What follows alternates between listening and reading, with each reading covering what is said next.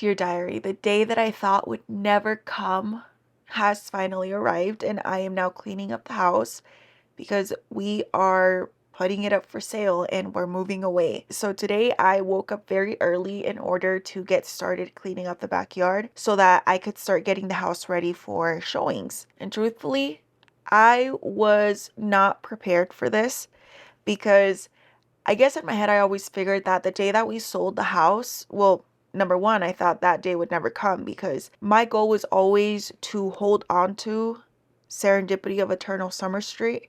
Not necessarily because I was obsessed with the house, but I did love the fact that it was in a really good location. I had an emotional attachment to the home because my gremlins had grown up here and there was just so many memories that took place in this address. But most of all, I was attached to Serendipity because this is the part of the house that I did a lot of healing and where I feel like I truly found myself after so many years of sort of wandering through life, hoping that I would find something that I enjoyed enough to make it a career. And here I just serendipitously stumbled onto my passion. And so I never really felt like I would ever let it go. And I know that over the years, I brought up in several different diary entries that my goal was to one day buy a property that had a lot more acreage, a lot more room to garden and plant trees and create all of these visions that I had in my head a lot easier than it was in this location because Serendipity of Eternal Summer Street was located in the low desert of Arizona. And the low desert of Arizona deals with a lot of extreme temperatures. And I turned the backyard into a very whimsical space, in my opinion, but there was a lot of challenges that I ran across. For example, as you might be able to see, there's turf covering half of the lawn, and that's because we invested and spent all this money on it before I got into gardening. So it was a huge investment, and I detested it afterwards because, oh, how I wish I could just have soil that I could create pathways with, that I could plant things directly into. Plus, during the summertime, it heated up quite a bit, even though during the wintertime, it was nice to just be able to walk outdoors barefoot.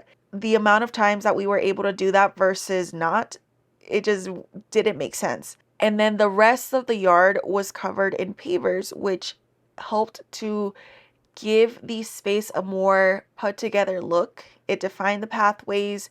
It was nice because, we didn't have to track in so much soil and mud if it ever rained, which it hardly ever did. Then again, it also heated up quite a bit and retained a lot of that heat. So it made my backyard feel even hotter than it already was. And over the years, I spent so much money and time trying to figure out how to deal with these issues because on their own, maybe they're not a big deal, but when you're trying to grow a lot of edible food, it quickly turns into an issue when the weather is already extremely hot and now I have all these other factors that just continue to add on to that heat. So there came a point where I felt like I had done as much as I could and maybe I could have continued working with this space, but I felt like I had already reached my cap. And because there was turf and pavers, I felt like there was very little room left for me to expand. Plus, I couldn't do anything at all in our front yard just because of the HOA. And I tried my best to create more winding paths, more interest that drew the eyes up because I knew that I couldn't expand out anymore. But then there came a point where I was like, what else do I do? What else can I add? On top of that, I honestly was very miserable in the low desert. Thanks to gardening, I learned that I am a cool weather person. I'm a cool weather crop. I thrive in the cold.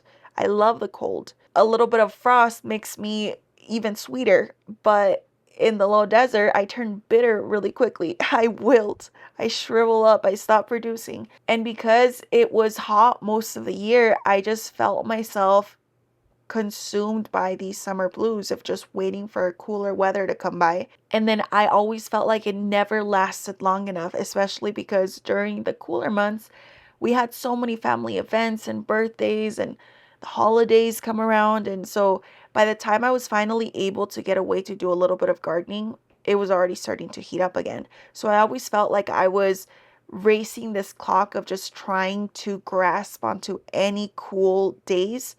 And over the years, they just dwindled down even more. So finally, I accepted that I would just have to let go of this property if I truly wanted to move on to another one. Because as much as I wanted to hold on to it and purchase another property, it just wouldn't be feasible for us. So one day, my husband and I stumbled across this opportunity. We fell in love with a location and we were like, okay, let's do it. Let's go ahead and sell our home and move and, start on a whole new adventure with our little family. Though it was very exciting, it's also a lot easier said than done because it was really scary leaving our entire family behind in order to see what else is out there. And I can say without a shadow of a doubt that I don't regret it, not one single second. I am in love with where I live now. But at the time, I was going through all of the motions. And on these mornings when I was working outside, cleaning up the yard, getting it ready for showings, I didn't really talk much because I didn't know what to say. I feel like I was just running through all of these memories, all of these realizations that I came to in serendipity. I was pruning back a lot of the plants very heavily, which is something I wouldn't have done normally because it was still very hot and you might be able to see that things look very dry. They look very shriveled up. And I kind of left it like that on purpose most summers because even though the yard looked terrible, at least it helped to shield whatever was still alive a little bit longer so that hopefully the plants could survive until cooler weather came around. And then I would go in and pretty much do a very deep cleaning and refresh the entire yard. But in this case, because I had to make sure the house looked presentable for showings, I was doing it in the middle of heat waves and it definitely was not fun. I couldn't really take my time to carefully prune off little bits and pieces. I just wanted to make things look as prim and proper for any potential buyers. And that meant chopping back parts of my avocado trees. That meant chopping back some of my citrus. Basically, almost every single plant got a really big haircut because the yard was out of control and I just wanted to, number one, clean it up, but also number two, buy myself some time because I knew that I wasn't going to be able to come outside to get everything ready as much as I would like to. So I wanted to cut things back heavily so that that would give me some time before they grew back so that I could just focus on the inside of the house. There was still a lot of deep cleaning to do. There was still a lot of packing to do. On top of that, life was still going on. There was still so many different events and things that we had to be present for on top of selling the home. And it's surreal watching this back because I honestly haven't even seen this footage until now. I just remember setting up the camera and being in such a rush that I was like, I don't even care if I'm in frame or not. I don't even know if I'll ever look at this footage again. But just in case, I'm going to set up the camera and try to capture as much of it as I can. But my main focus is just getting this task completed. But looking back now, I can appreciate a lot of what serendipity was looking like. For example, the Don Juan roses, the climbing roses over Archros Claire looked stunning. And I can see the results of some of my pruning mistakes where I didn't get as many blooms down towards the bottom of the trellises, but the tops were so full and lush and vibrant.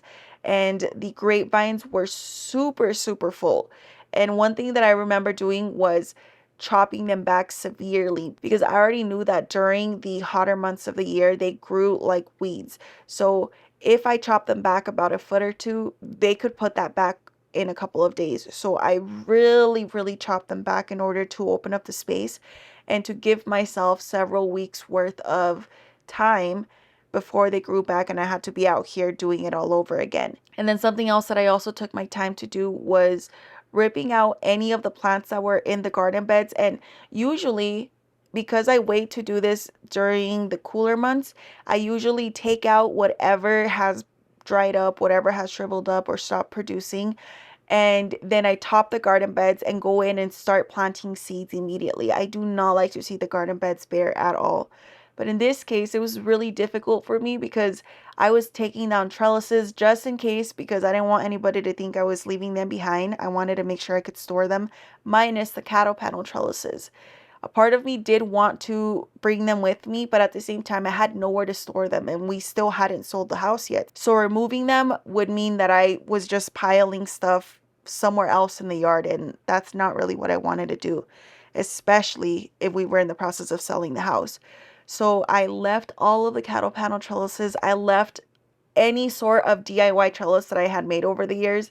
And in my head, I just thought, one day I'll rebuild this and I'll make it nicer in our new home. But for now, I have to say goodbye. So the only trellises that I really took down were like the ones from Gardener Supply Company, because the tomato cages I absolutely loved, and they were ones that weren't permanently set up, so I knew that I wanted to bring those with me. And after removing everything from the garden beds, it took all of my willpower not to go inside and grab a couple of seeds to pop back in there, because seeing them bare almost solidified the decision that we were making. And I knew that we were really doing this, which is something that I often felt like I knew was happening, but at the same time, it was so surreal that it didn't really hit me that we were selling the home, that we were moving away, because nobody had bought it yet, you know? And at the time, I remember the process of putting up the home for sale, doing showings, a lot of the time rushing because we wouldn't know until a few hours before. And if we were lucky, maybe the day before, that somebody was going to come look at the home. It was very hard to be prepared, especially since we have gremlins and the house doesn't remain spotless forever. You know, as much as we cleaned, there was still so much to do. There was still so much outdoors that was out of my control. For example, I could clean up the entire backyard, but the birds would inevitably go through and scratch up the garden beds, and so the pathways would still get messed up or things would get pulled up. And so it was a constant juggling of trying to prepare the house and get it ready and living in it at the same time. And even though it was difficult, I am so glad that I took the time to at least set up the tripod and record portions of this process, because I knew that there was nothing that I could say at the time to explain what was happening, because there was just so much going through my mind. I was really stressed out most of the time, and mentally it was a lot to prepare for, and physically as well. I remember being exhausted all the time, not very hungry, just constantly worrying about what I had to do next in order to get the house ready, in order to get Serendipity ready. But in the end, it completely paid off. And over the next few weeks, I will be sharing diary entries here and there about the process of moving, the process of putting our home up for sale and looking for a new property. At the same time, I might go back and forth and share older diary entries, just depending on how I feel, because sometimes it is very emotionally draining to just blurt this whole process out. But at the same time, it's also very liberating to finally be able to address it, because when I first announced that, you know, we were moving and we had sold the house, I was not planning to do it at all. But it was during the first TikTok ban. And because everybody was basically coming clean about, you know, whatever their social media was about, I remember just thinking this might be the very last time that I see a lot of my followers on this platform. So I want to make sure that I can at least tell them goodbye, but in a way let them know that this isn't the end of this story. They're actually reading the older volumes as I'm writing these newer volumes, because like I've said before, nothing is ever in real time when it comes to serendipity. You're just going through my memories as I remember them, and my brain happens to be frazzled and all over the place, and sometimes I remember something and then I forget and then I move on to something else. So that's kind of how I share these memories and diary entries, is kind of how my brain works, which is not very chronologically organized. It's just sort of random and all over the place, and depending on my mood and how I'm feeling, or whether I'm inspired by something that happened in the past or in current events. So anyways, I know I'm rambling, but at the time that I announced it, I didn't really do it because I was ready to announce it. I did it because I just felt like I wanted to say goodbye. For so many weeks and months after, I totally regretted saying anything at all, because then I constantly felt like I almost had to hurry up telling the story that I was in right now so that I could just reveal what Serendipity of Honey Oak Cottage looks like, or what I'm up to, or all of that stuff that I wasn't in the mood to talk about yet. I was still wanting to reminisce on all of the memories from Serendipity of Eternal Summer Street. I wanted to really take everything in, soak it all in, and then sort of go through the motions of letting go of that space. But I felt like I couldn't let go of it until I was done going through all of the memories. And since I was so backed up for years, I had a lot to go through. And even now, there's so many files that I haven't even opened. But now I also had this added pressure of moving on to the new property. So anyways, I'm letting you know that moving forward, you're going to see some of the newer memories, but you're also going to see some of the older memories. And I know that that is not how most YouTubers do things. My brain is just a jumble of thoughts and memories and ideas, so I'm just sharing them the same way that I would share them with my gremlins. Anyways, if it were up to me, I would ramble on for hours and hours, but we don't have time for that, so I'm going to let you go. But I want to thank you so much for watching, and I will see you in the next diary entry. Have a serendipitous day.